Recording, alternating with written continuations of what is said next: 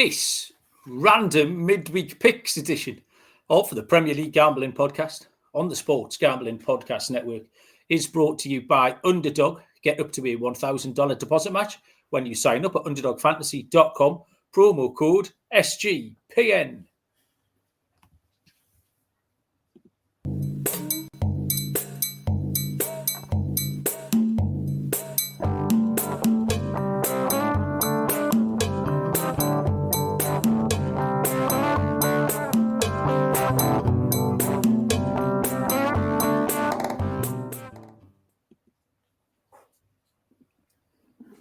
Welcome, everybody, to the Premier League Gambling Podcast on the Sports Gambling Podcast Network. My name is Malcolm Bamford, coming to you from Newcastle upon Tyne in the northeast of England. Today is Tuesday, July the 15th. We are here to put a rubber stamp on the Club World Cup, which finished on Sunday night. We will probably talk a lot of bollocks, and we are here to disprove to those people who think there's no football to bet on, because we found some. So hence the title of the show, Random Midweek Picks. Joining me, punching the air when I announced the end of the Club World Cup, is the most miserable man in British sport. It's Mr. Barry Penaluna. Hello, Baz. Nice to see you smiling there. I was going to say, there's nothing miserable about me. I'm feeling refreshed now. I've quite enjoyed handicapping some random games from around the world tonight. It's the most fun I've had for weeks. Yeah, well, I've been to five-a-side tonight. I've not been back in sort of 10 minutes or so. I am a little bit out of breath, but I'll tell you what, tonight, Barry, I was picking out the bottom corner like a motherfucker, by the way. I tell you what, I was like Gary Goals tonight. I was scoring all of the types of goals. But that's an aside. I picked Tiger up on the way, and he said, there's no football on, there's nothing to do. I was like, don't you be so stupid. Don't make that mistake. There's plenty of football on. I do not know what you have picked. You don't know what I picked. I've got 4 games. Have you got how many? 4. Yeah. So there we go. We've got some games to pick, which is exciting. Bit of a sour. I've run out of stuff tonight, Barry. My cup of tea. There's no tea bags. I've come in. Cup of tea. So I've had to go out the van and use my emergency tea bags. You know, like I've got like a bag of stuff like I've nicked from hotels and that. You know, when I'm working, so bag of tea and coffee and shit. So I've had to get an emergency tea bag. I believe this is a Taylor's English breakfast, Barry. I've run out of jotters. All my jotters are full. So I'm on a little notepad. My carbon footprint's gigantic because I'm very analog, as you well know. So I don't know what's going on here. I might have to have a word with the IT department about her stock take. She's just messaged to say she is on the bus on the way home. I don't know where she's been, Barry. So at some point in the next half an hour, she might come rolling through the door in any kind of state. So there's a little bit of jeopardy for us on the show. See what state the IT department comes back in. Any crack bars, anything to tell us? We're going to talk, I reckon, first about the World Cup, the Club World Cup recap. Harry's in the chat. Harry, we will carry you shoulder high around the room metaphorically in a minute. Barry, any crack? Do we have to bring the mood down a little bit by mentioning that shite? A little bit of crack. I told you I was at a gig on Saturday night. I visited that Leeds, didn't I? I went up the road. No, did you? That there Leeds, dirty Leeds. Went up to Leeds. And it was a bit of a random one. There was a gig on that I quite fancied going to see. A band called the Lathams, which is up in Leeds, neck of the woods, in it. They're from Wigan. I know he's not from Wigan, but it's around that way, in it, roughly. So I'd thought about going, and I'd thought, what I'll do is wait till the day, and then I'll have a mooch around and see if anyone's trying to sell any tickets on the cheap, because I'm a tight git. So I like to find a bargain. So it was Friday night. I went onto the old Facebook, and I just typed in Latham's tickets, Leeds, just looking for any random post from any random person who might be trying to get rid of some tickets on the cheap. As it happened, there was a random bloke who had posted 20 minutes earlier saying, I've got 2 tickets for the Latham gig in Leeds. I don't want a penny for them. Does anyone want them? So I jumps in. I says, if you can't use them tickets, I'll take them. He says, oh, no problem at all. I don't want anything for them. I've also got a hotel 5 minutes up the road from the gig. Do you want the hotel? You can have it for free. I paid for it ages ago. I was like, aye, I'll have the hotel. No problem. So I give him my email, and within 5 minutes, he sent across two £40 tickets and a £150 hotel reservation. So me and the eldest daughter, I went up to Leeds, and it worked out well because I would have happily drove back. But as it happened, I got the hotel so I could have a few beverages and had a very good night. My first point of interest to this is, Barry, how did it not occur to you to message me and say, we're going to a free gig with an overnight stop in Leeds, get your arse down? You messaged me and said, oh, I'm going to this thing. Like, that's the exact tone of voice that you used. I'm going to this thing. And I was like, where the fuck's my invite? I mean, free night out. You never thought to invite me, no? When was the last time you invited me to anything, Malcolm? What's all this what about? You've just got free tickets and a free thing. It's not about inviting someone. It's like, that's ridiculous. That was quite hurtful, Barry, I'll be honest with you. Who was he fucking wanking? I was sitting here, Club World like Cup a knob, absolutely bored out my tree. And yeah, you're living the life of Riley and not inviting me, so disappointed. The IT department has returned while you were telling that story, but she's gone straight upstairs, so we're none the wiser, Barry.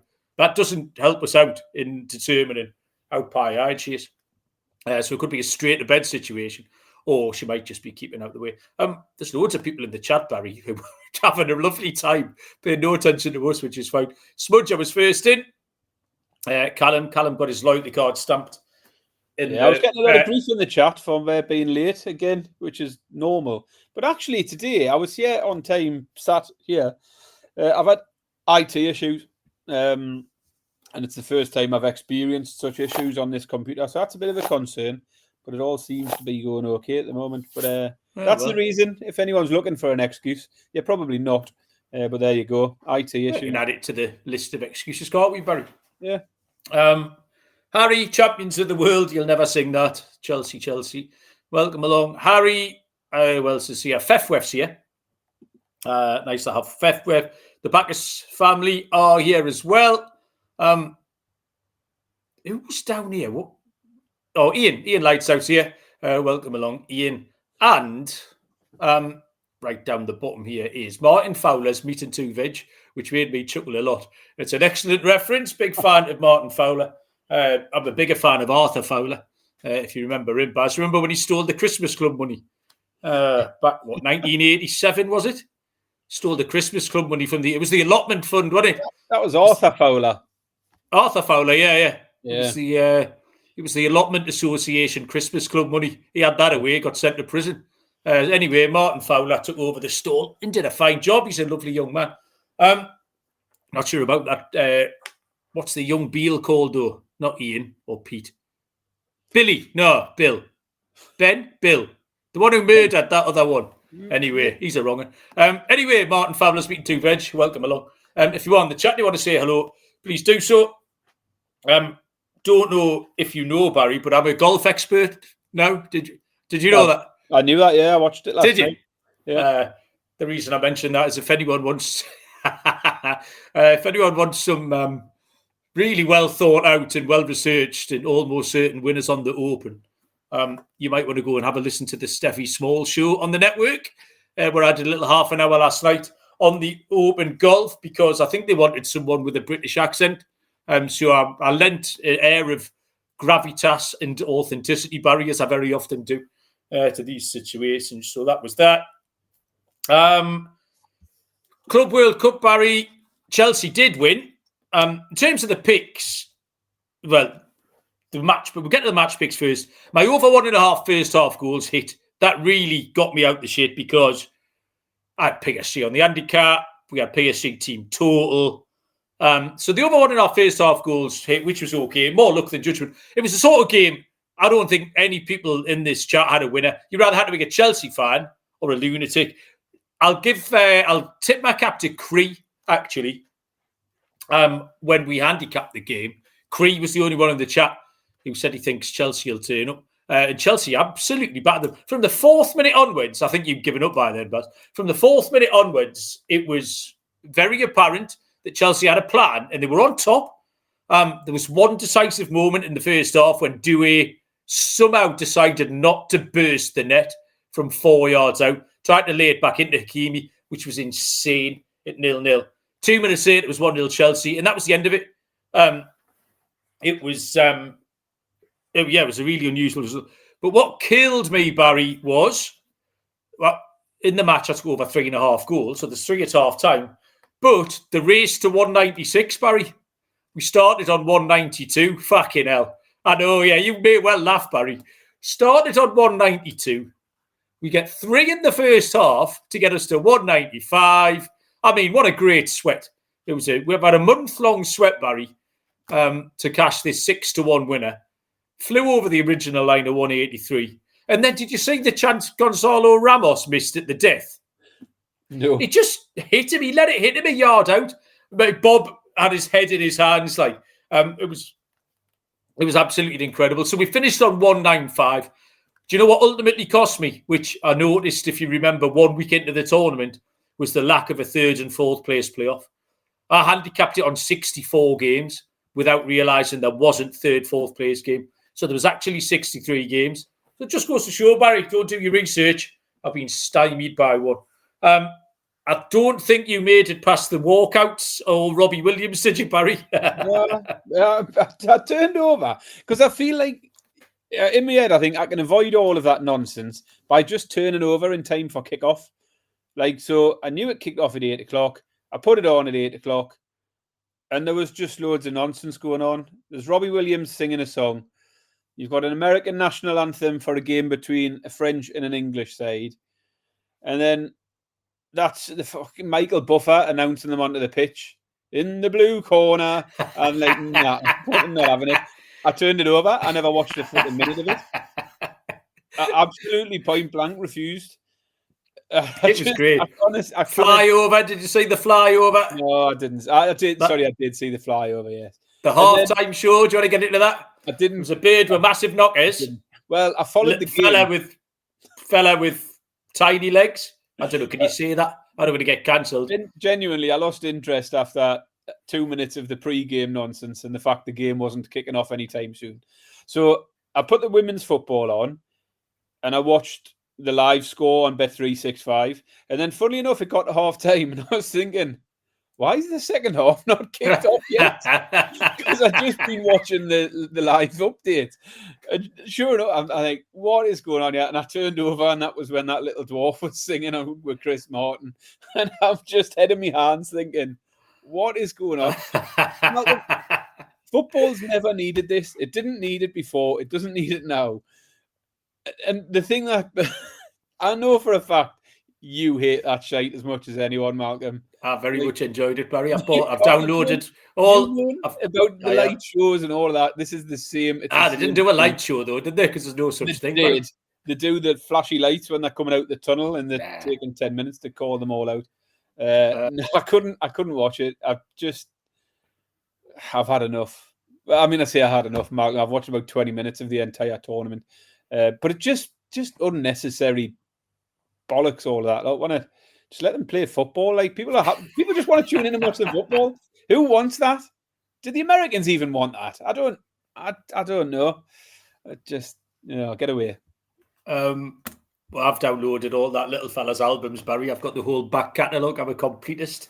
Donald Trump was funny at the end. The more and more I've watched that clip, it just gets funnier. Because you need to watch it every time. And every time just focus on a different player. Like Cole Palmer's the obvious one. But Cucurella actually has gone up in my estimations. Because as much as he acted like an absolute tit for the entire game, he's really funny. Rhys James just says to Donald Trump, so you stay there then? And Donald Trump just goes, yeah. It's fucking great. I enjoyed all of that. Absolutely outstanding. So really, really good. Everyone in the chat seemed to enjoy that as well. So yeah, bring that on. Loads more of that next year, Barry. Ian Lighthouse has asked who was the little person on the stage with Coldplay. Lee Smith reckons it was Lissandro Martinez. Hey, yes. Morrison's Butcher. I did some excellent Morrison's Butcher satire on socials this week. Man United was showing him arriving back at training. So I was in, Barry, me, get him on the fish counter, etc. All the oldies. SGPN picks and props for free on the SGPN app. Get it wherever you get your apps. And if you want to end this on a sensible note, Baz, Chelsea, what on earth do we make of Chelsea after that going forward? I mean, are we impressed? Are we not impressed? Are you just not counting it? Do you upgrade them points? Do you upgrade them top 4? Are they title challenges? I mean, what on earth? What do you do with Chelsea? Because I handicapped that game saying I don't trust them. Now, if you don't trust a team because they win a match, that doesn't make you trust them.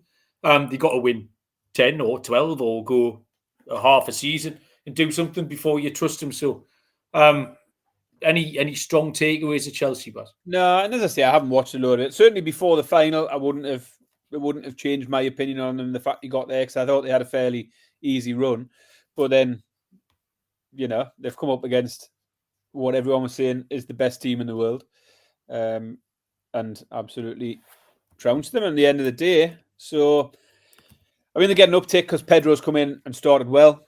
Yeah. So that's got to be a bonus for them. But yeah, it remains to be seen. I still have massive concerns about at what point it's going to hit them. The fact that they haven't had a rest since about 11 months ago. Because, as I say, most of their players have gone off to international duty as soon as the Premier League finished. And then straight into this. And now, meanwhile, everyone else is in their pre-season camps or, friendlies have started up. Liverpool played the other day. Newcastle had a behind closed doors friendly. I assume Chelsea have now given their players a couple of weeks off. And then they're back in a couple of weeks to play Leverkusen, possibly, something like that, in friendly. So I think it's got to be a concern. But hats off to them. They've went there, they've made £100 million, and they can call themselves world champions despite not having had to face the champions of any of the best leagues in the world. They beat the Champions League winners in the final, but yeah, but they haven't beat the champions of England, Spain, or Italy. Well, that's because the team that beat them knocked them all out. Yeah, it's a bit. Yeah, let's not try and justify the fact that the random selection of teams that made it into this competition to so-called, claim the title of the best club in the world. If you're downplaying the merits of Espérance de Tunis, Barry, then I can't help you.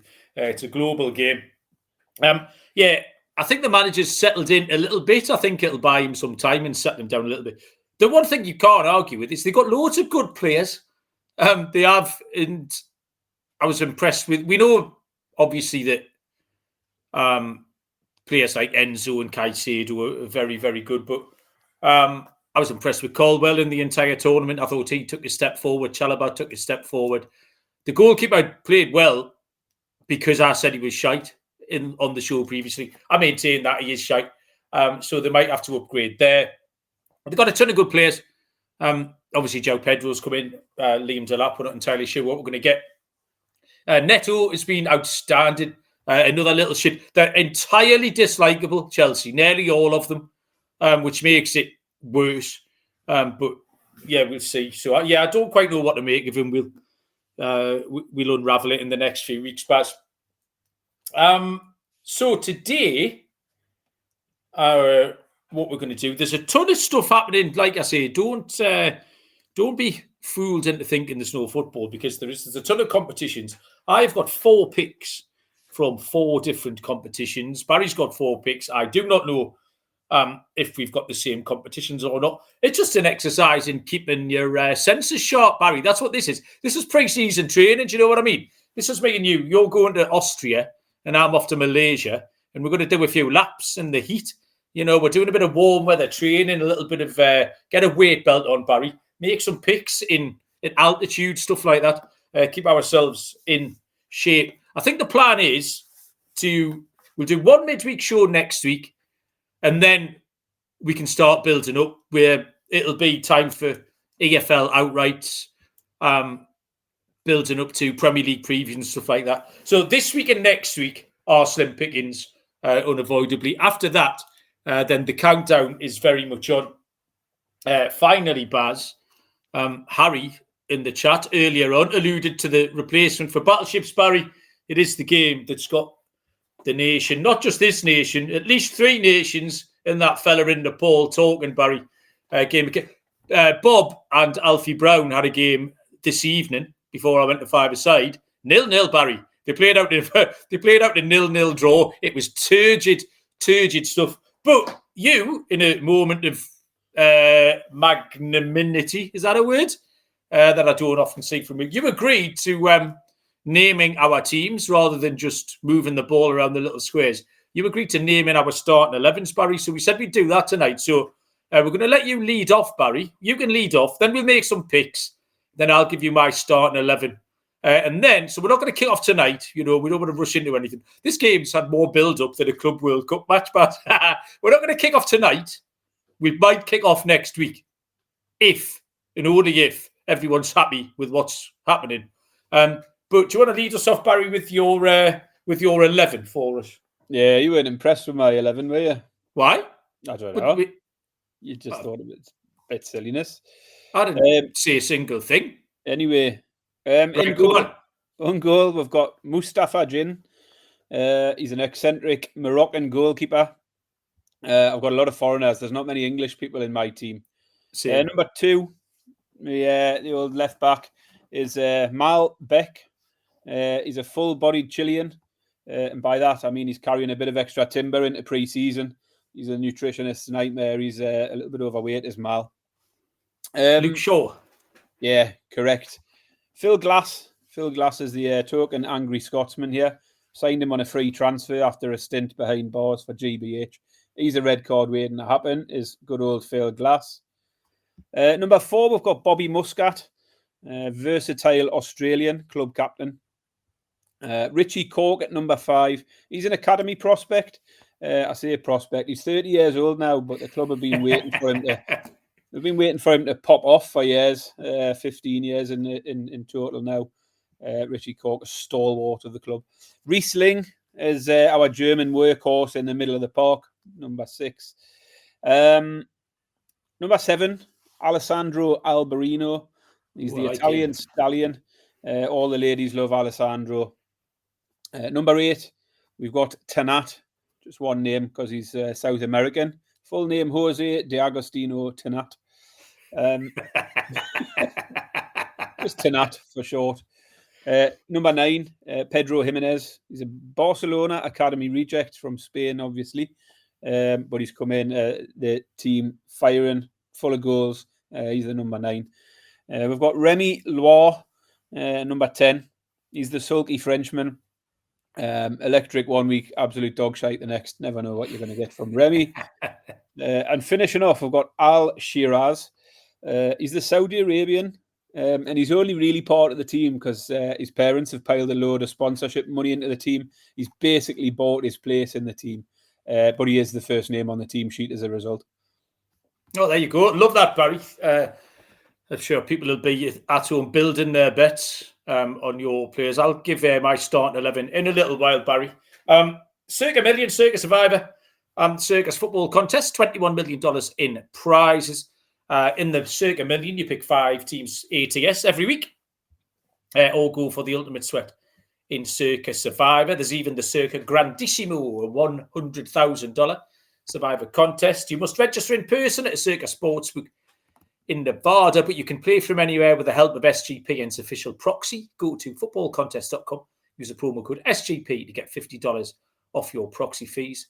And we're brought to you by mybookie.ag, your place to bet on every sport, including MLB, WNBA, golf, and of course, football futures. MyBookie accepts customers from tons of locations. The thing to do is head to mybookie.ag, use the promo code SGPN to get a 100% deposit match up to $1,000. T's and C's apply. That's mybookie.ag. Promo code PLGP. Wait. Right promo code. The second time, Barry. Right, okay. Picks. Soccer. I'm clicking the buttons, saying competitions. Barry, do you want to go first or second? I'll fire off. Let's go straight into it. I'm going to start off with the Women's European Championships. Okay, I've got one of them, Barry. I've got one. Yes. Well, at least we're in the same tournament. I'm going to start with Sweden versus England. Just I haven't got that. Keep it local. England had a disappointing start. They started with a defeat to France in the opener and weren't looking very good at all in that. Bounced back really well with a 4-0 win over Netherlands. And then a comfortable win over the group underdogs Wales, winning that 6-1. Nothing unexpected there. Sweden have won all 3 of theirs. And I think the Sweden form looks rock solid. Wins over Denmark and Poland. But then the highlight being a 4-1 win over the Germans. Germans are currently ranked 3rd in the world. So the 4-1 win over them was really, really good form coming into this. Sweden haven't lost a game of football since losing to France almost a year ago to the day, 12th of July, when they last lost a game. Won 11 and drew 4 in that spell. And they faced England twice in the qualifying into this as well. Both games finished in a draw. We had a 0-0 and a 1-1. So there isn't much between the two sides. Sweden have been in great form, not losing to anyone. And I just think there isn't anything here that makes me want England as favourites here. I think Sweden look the better value at the prices. We've got Sweden at 13-5. The draw is 12-5. And England 11-10. I was leaning towards Sweden as a pick, possibly. The two draws, in the head-to-heads just puts me off a little bit, taking them on the money line. There was a couple of things I like. I like both teams to score, because I don't see England shutting out Sweden. Sweden have scored 8 in their 3 games against half-decent opposition. But England themselves haven't failed to score in a game now for about 2 years, I think, since they last got shut out by anyone. Both teams have scored 4-5. I thought it was a really good price here. That's going to be my main pick. Both teams just score between Sweden and England. I do like Sweden as well, but the double chance would be the way to play it, I think. Get the draw on your side. 7-10 for Sweden in the double chance market. You'll probably get just over evens if you want to take them in the draw no bet market. But definitely favouring Sweden, but I'll take the both teams to score. England have been a bit of a head scratcher for me because they were very poor in that first game, and I didn't fancy them at all against the Dutch. And they came out and they were a different team, and they just pressed. That's all they did. And it, honestly, I don't mean to be mean. I don't know if you do this with your girls, Barry. I used to do this with the kids, with the lads, when they're about 7 or 8. Is if you press the opposition and they're not very good or 8 years old, there's fuck all they can do about it because they're not good enough to handle it. They need to take 2 or 3 touches to get the ball under control, to organise their legs and decide what they're going to do with it. And by the time they've done that, just flatten them. And that's all England did. You could do it to your goods. When my lads, when the other team used to get a goal kick, right? Everyone watching knew that was it till half-time. The ball, the rest of the half was going to be in their penalty area. They could not get out. Other teams just let you stand up. And again, I don't mean to be mean. You know what I mean. Let 1,000 blossoms bloom, Barry, for me. But England just pressed the Dutch, and they couldn't do anything about it because they weren't good enough to. The Wales game doesn't count. Wales are shite. So we'll just have to see what happens in that one. And my Euro pick is on Thursday night, so I'm going to leave that, Baz. I'm going to go Wednesday night, and we are in, Barry, the Scottish League Cup, Group H, in case people were wondering what group we were going into. This is a group format, and it's the Premier Sports Cup, if you're looking for it on your books. But it's the Scottish League Cup. It kicked off at the weekend. There's been a ton of games tonight. I think Lee earlier on was saying Wraith Rovers let down his 11-team ACCA in the Scottish Cup tonight. And so there's only one game on Wednesday, Barry. It is in Group H, and the game is Kilmarnock against Livingston. Now, actually, there's been a bit of line movement. I handicapped these lunchtime today. Kilmarnock are now 11-10. They were 10-11, so Kilmarnock have drifted out here.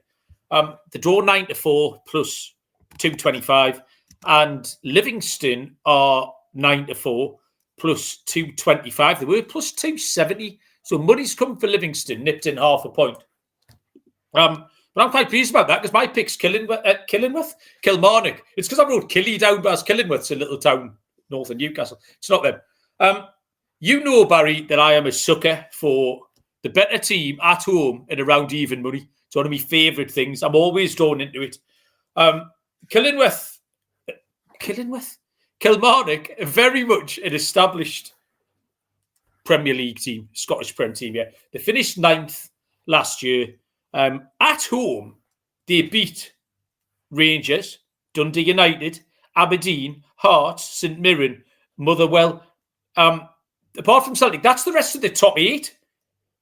See, Kilmarnock finished 9th. They beat the rest of the top 8, bar from Celtic. And in those wins, Barry, they beat them all 10-0. They didn't concede a goal, winning those 7 home games. First group game was at the weekend. They won away at Brora Rangers 2-0. New manager Stuart Kettlewell in charge there for Kilmarnock. So really solid form claims. Livingston, no one in Scotland likes Livingston. I don't know what it is. Livingston tend to, I don't know if it's a MK Dons sort of franchise FC situation. No one wants Livy back in the Scottish Premier League, but they are back. They qualified via the playoffs last year in the Scottish Championship.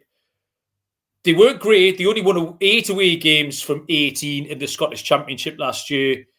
They kicked off on Saturday with a 2-1 win at East Fife. I just much prefer Kilmarnock, but I think we're getting a rock-solid Premier League team against a newly promoted team. Kilmarnock's home form was absolutely fine last year. 11-10, perfectly fair price bars for Kilmarnock, plus 110. Yeah, obviously I have no opinion whatsoever in that because I haven't looked at any Scottish football in my handicapping tonight. Okay, you don't have to, Barry, because I did. Well, I'm ready to fire back into the women's game again. Okay. It might be the same game you've gone for. I've gone for Spain v Switzerland. Yes, Barry, let's do that. I've got that one too. Thought you might have done. So this is on the 18th of July, so it's a Friday. I don't know, might have the dates wrong. Anyway, Spain are 1-10. It's 10-1 the draw, and 16-1 Switzerland.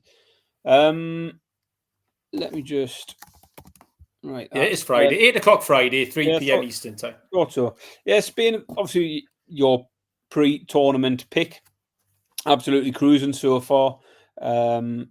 Scored 14 in their 3 games so far. They've won the last 8 in a row altogether now. And 7 of those wins have come by 2 or more goals. Switzerland sort of scraped their way through here by virtue of 1 win, 1 draw, 1 loss in the group stage. And I just think Spain are going to have far too much for them here.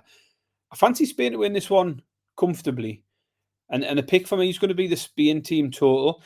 They've scored 4 or more in 5 of their last 8 games. Bizarrely, those 5 games all came against Belgium or Portugal. They played Portugal 3 times in the last 8 games. They played Belgium twice in the last 8 games. But they've beaten, on all of them occasions, Belgium and Portugal by 4 or more goals. And Portugal and Belgium are ranked right in the same spot in the rankings as Switzerland. Very similar in terms of stature in the women's game. So I think that bodes well here. Spain to score 4 or more at evens is going to be the pick for me. This is set up beautifully for a double winner, Barris. We're at a very tight window. We're in a tight window where we can both win. But we'll do it, Baz, like that. People at home can see that. That's good. That's the window. It's the kind of window we're talking about.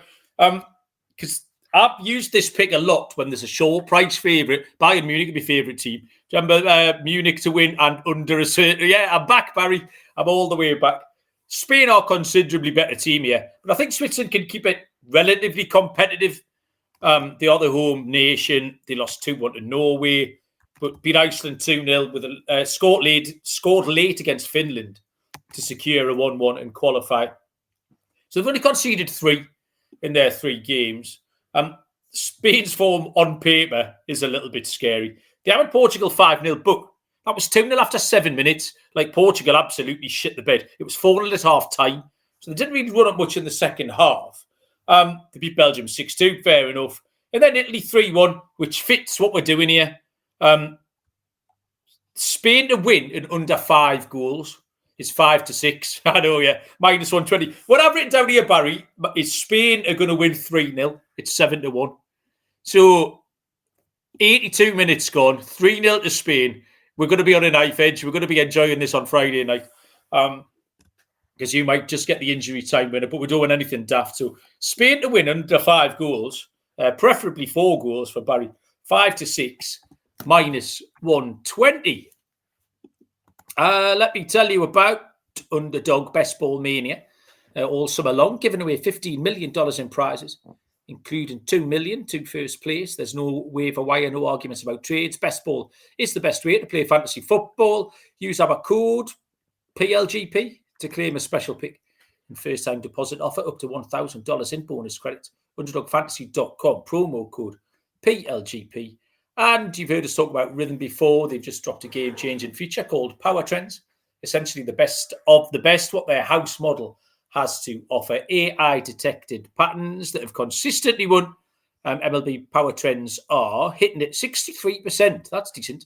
Recently, WNBA Power Trends are 35 and 20 since the launch as well. Get your 7-day free trial, sportsgamblingpodcast.com/rhythm. Okay, a couple more games to go, Barry, but not before I list my team. I enjoyed yours very much. My team, Barry, for kickoff, which might possibly kick off next week, all being well. We are going to line up number 1, Robin Bravo, Canadian goalkeeper. Baz, why is that thing still on?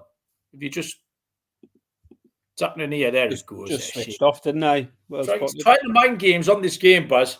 Robin Bravo, Canadian stopper. He was a little nod to our Canadian listeners. They've got someone to root for, Baz. Fullbacks, I've got old school Roy of the Rovers here, Barry. Korean twins, right back and left back. Tony Lee and Terry Lee. Tony is the older of the two by 4 minutes. Number 4 is Untumbe Smith, big Ghanaian stopper, plays the guard dog. Incidentally, completely nothing to do with the game, Barry, but his dad is the mayor of Kumasi, which is the second largest city in Ghana. Number 5, Tubby McNair, 42-year-old Scottish hardman. Number 6, Henry Hakkinen, 20-year-old Finnish under-21 international. Number 7, Gianfranco Thompson of England. Number 8, William Vicario Smythe of England. Number 9, Colin, Brazilian. Interesting thing about Colin, 3 N's at the end of his name, Barry. What's all that about? No idea. Number 10, Wolfgang Vogel, 6'8" German. You've got a big German in the middle of your game, haven't you? Yeah. Interesting. And number 11 is the Panamanian winger, Ahmed Sanchez. He'll be lining up on the left-hand side. So the teams are announced, Barry. Pretty exciting. We consider kickoff. Alfie Brown before. 13-year-old kid, Barry. He said it's better than FIFA, this. That cost me £2 at the charity shop. Better than FIFA, he said. Before playing out the 0-0 draw with Bob. Fair enough, but there you go. Right, best thing about this, Barry, I can rip these off. Look at that. Next. It's your turn, actually, Baz. You've been good. Yeah, so I'm back in Thursday now. I don't know why I went to Friday and then came back to Thursday. Doesn't matter. But who cares? I've gone into the Europa League qualifying for a big tie between KF Pristina and Sheriff Tiraspol. Are you going to? Do you know where both of those are based, Malcolm? Little pop quiz for you there. Sheriff Tiraspol, are they not Moldovan or Romanian? I thought Romanian. I'm just double checking that though. No, you're right. It's Moldova. Fucking hell! Yeah. There's a point. Anyway, one show point. I'm so clever. And who was the other lot? The other lot's Pristina of Kosovo. Oh yeah, Kosovo. Yeah. What competition's this, Baz? Sorry. This is Europa League qualifying, and it's a bit of a silly one to go for, really, because Sheriff come into it 4-0 up from the home leg. It's Thursday night. It's 7 p.m. And as I say, Sheriff are 4-0 up, so it is all done and dusted. But given the gulf between the two in the first leg, I think it would still take quite a drop off for Sheriff not to have the better of the second leg as well. And they're 13-10 to go to Pristina to win this. 13-10 appeals, but I'm going to take them on the team total. They only need to get half as many goals as they got in the first leg. Sheriff Tiraspol over 1.5 team total at 5-4 is going to be my pick here. I don't suppose I was watching TNS earlier on in the Champions League. They were 1-1 in their games away in Macedonia, I think. You don't know the final score, do you, Baz? I had to go to footy. It finished 1-1. What does that mean? Shkendia. I assume it's still going on. Well, can it be kicked off at 7:00? It'd have to be in the Club World Cup for it to be going on this long. Well, Google's telling me it's in extra time. It's currently in the 96th minute. In the 96th minute? That can't be right, can it? No, it can't be. Anyway. Someone in the chat though. What are you like in the chat? Definitely had a bet on this game. I'm not buying it. Next for me then, Malcolm, I've found it here. Yeah, TNS are out. Just TNS are out. Okay, brilliant. This just in, TNS are out. I'm going to Champions League qualifying Wednesday night, 7:45 kickoff, which is 2:45 Eastern. And I'm going to Linfield versus Shelbourne. So we're keeping this relatively close to home. Fefwef says it finished 2-1. There you go. Thank you. Linfield versus Shelbourne. Because what we got here is the Irish Premier League champions against the League of Ireland champions. This is the second leg. These are all second legs. Shelbourne won 1-0 last week down in the Republic. Head north of the border for the second leg here. Shelbourne were really quite dominant in that game, Baz. I've caught up with nearly all the game. The Linfield keeper made a couple of saves in the first half. Shelbourne had a penalty overturned by VAR before they scored that 58th minute goal. Linfield has struggled a bit. They lost their best attacking player, Baz. Joel Cooper was their creative man in the middle. They lost him to Coleraine in the summer, and they really didn't create much in that game. Shelbourne have the advantage here in that their league, the League of Ireland, is well into the season. Damien Duff actually was in charge. Damien Duff, ex-Newcastle, Chelsea, etc. Was in charge. They won the league last year. They were doing really, really well. And then he had a bit of a stop about a month ago. Something kind of mental happened. And he had a stop, then he came back, and then he stopped off again. So in between them qualifying and play, in between the draw and the first leg, Damien Duff actually left here. But they're right in the middle of their season where Linfield just really had one prep game. So the match sharpness just puts a little bit of a dampener on this as well for Linfield. I think Shelbourne are more match ready, and I think they've just got a little touch more quality. The League of Ireland is actually really on the up part of a cycle at the moment. They're doing a lot of things where, a little bit like Scotland, where they've got a load of mad young kids. The supporters are starting to go back to their local grounds and stuff like that. And they've got some decent players coming out of there. I'm going to take Shelbourne at 17-10 plus 170. The under 2.5 seems really obvious, but it's short, Baz. It's 7-10 minus 142. So if you want to put a little lacquer together of some stuff, I wouldn't put you off the under 2.5. But I'm just going to take Shelbourne on the outright.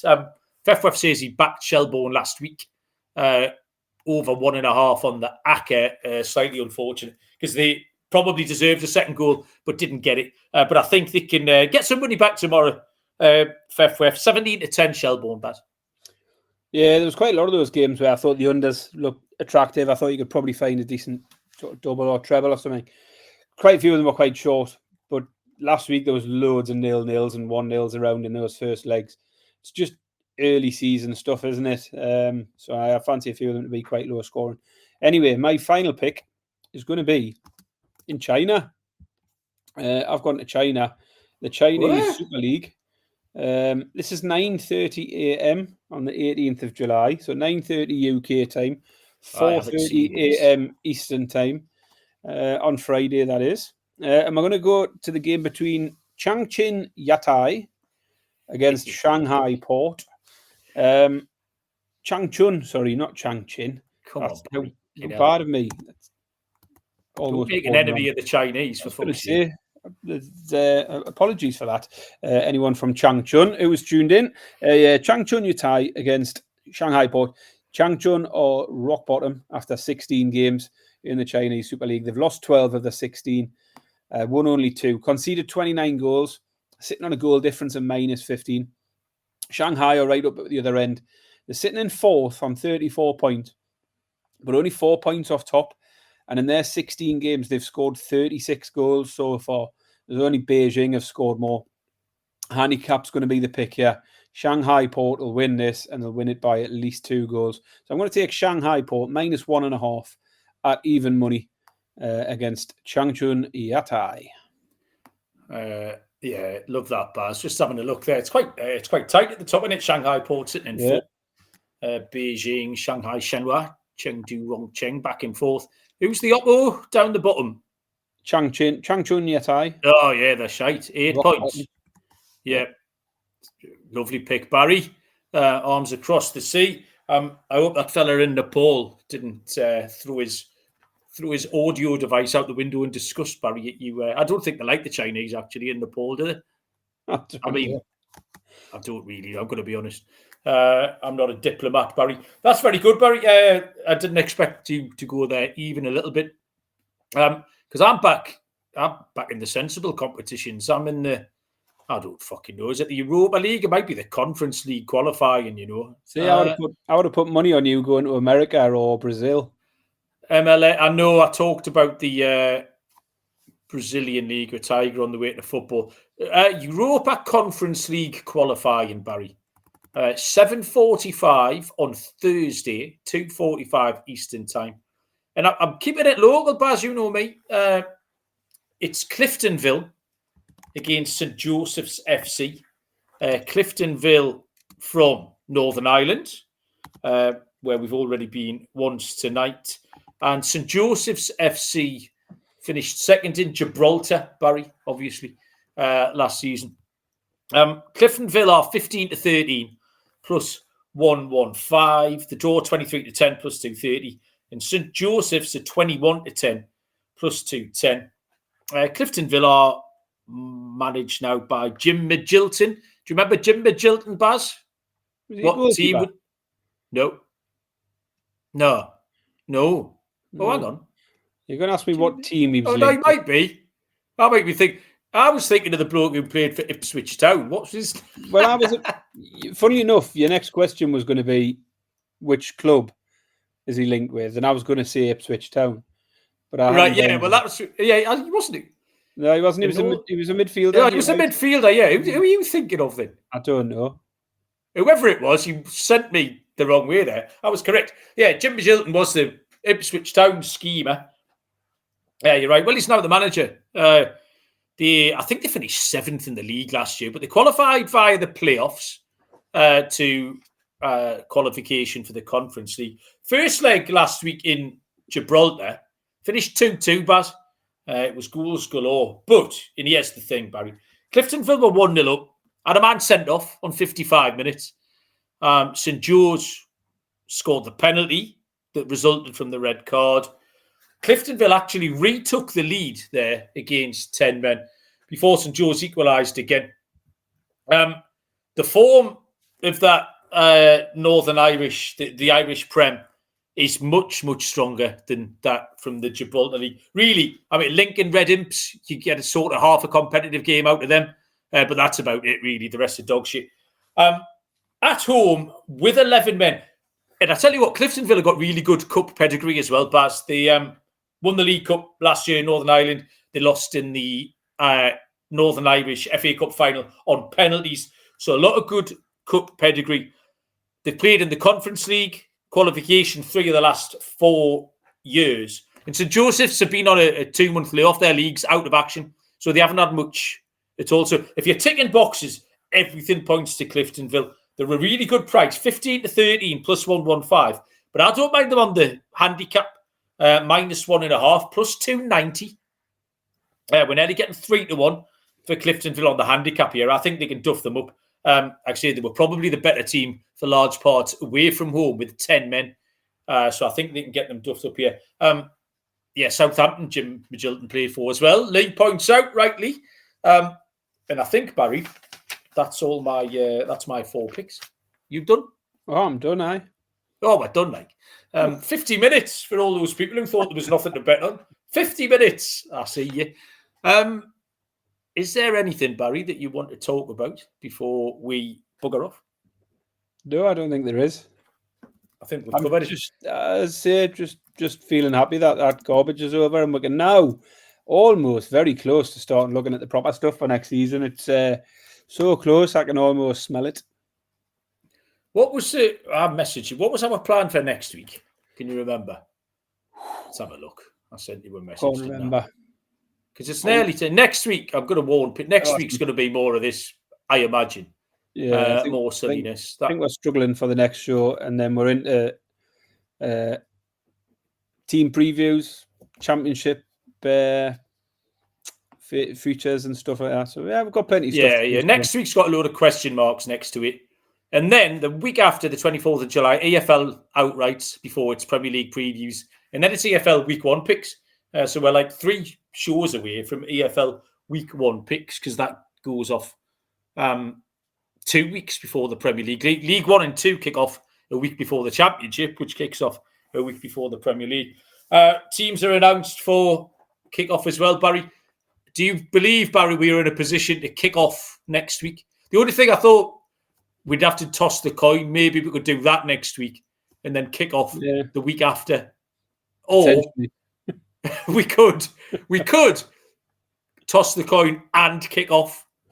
Do you know what? It's up to you. It's a tricky one, like. We'll think about it. Let's not rush into anything, but you don't want to overload people with too much stuff in 1 week, do you? Yeah. We need to give people time to mark out their own boards and go to the shop and get some blue tack to stick the ball on and all that sort of thing. So there we go. Well, thank you very much, Barry. That was utter drivel for the most part, but I enjoyed it. Thanks everyone who joined us in the chat. That was more fun. The chat was all right. I don't mind that. That was entertaining. So we won't bother with the weekend just to save everybody having to endure this for another hour. And we'll be back next Tuesday. I think we're going to do Tuesday because I'm working away next week, Barry. I'm on a little whistle-stop casino tour, but I'll tell you about that next Tuesday just to fill in 3 minutes, Thank you very much, Barry. Thank you, everyone who listened. Like, rate, review, thumbs up, subscribe, comment, all that sort of malarkey. Good luck with your bets this midweek, and we will see you all down the road. Cheers.